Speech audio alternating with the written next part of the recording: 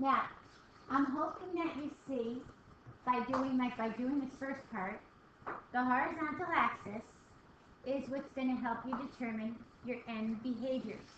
Where does your graph go at the end?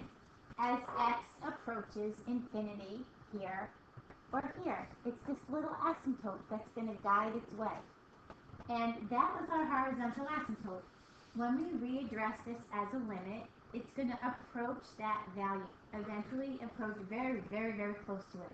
Now, you could have started this off by looking for your limit or looking for your horizontal asymptote, since they gave you horizontal asymptotes. And this guy we did in class, you might have recognized it. We found the denominator. So that this also had a horizontal asymptote. This guy had a horizontal asymptote of 1, and this one did not have any horizontal asymptotes. This had a slant. If you remember, when it's one more in the numerator than the denominator, it's a slant. And couldn't you almost make a slant asymptote right there? See where your slant is? If you have a slant, you can't have a horizontal. So you can almost kind of figure out the y equals 1 was this guy. Before, then maybe you had to graph one of those just to see. One a little deeper than the other. But you can follow your end behaviors. So these are your limits as x approaches infinity. What's happening to my end behaviors?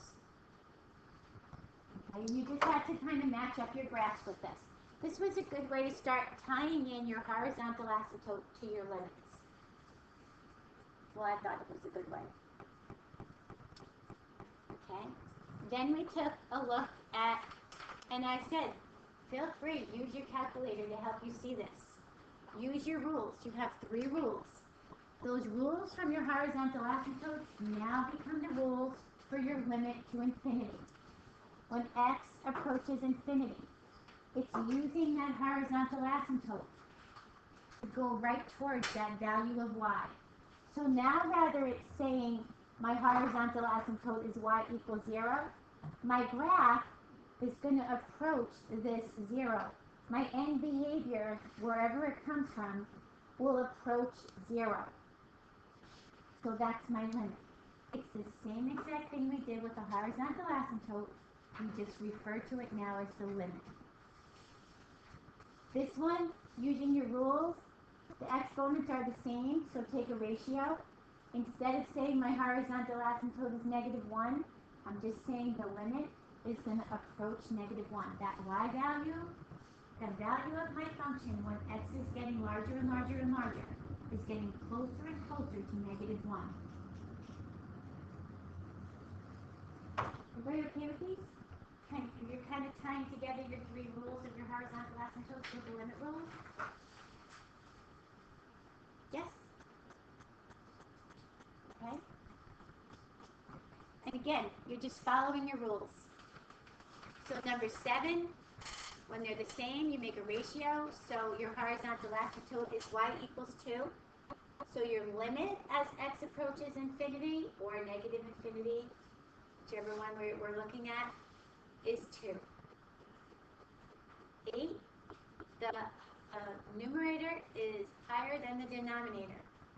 So there's no horizontal asymptote, therefore there's no limit, no line to approach. If you graph that, you'd see the bounds. They go without bounds. They go different directions.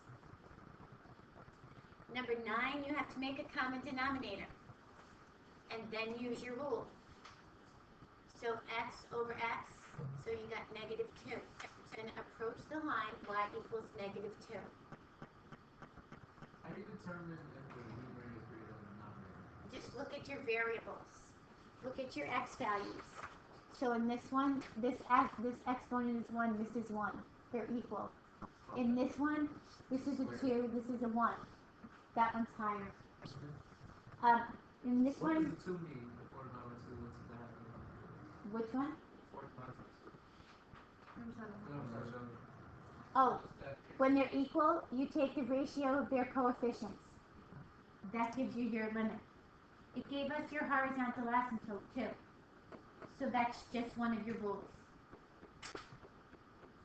This one, you have to make one term. So find the common denominator, you're going to have to multiply this by x, top and bottom. Now you could say they're both the same, so it's negative 2 over 1, negative 2.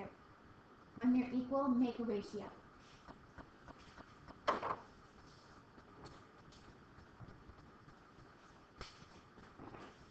Number 11 was a little bit messier because you had to find a common denominator first. And because you're going for your highest exponent, you're going for this part right here. This is going to give you negative 15t cubed. I don't care about this. This guy, when I multiply it, is going to give me 3t cubed. This is the only thing I care about, is looking at their highest exponents and taking their coefficients. So my horizontal asymptote would be y equals negative 5. So my limit as x approaches 0 and rides along that little horizontal asymptote would be negative 5.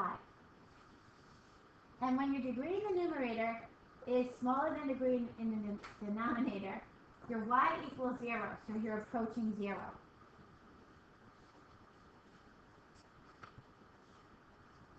Are we okay with these? You're just following your rules. It was the same rules you used when we did horizontal asymptotes.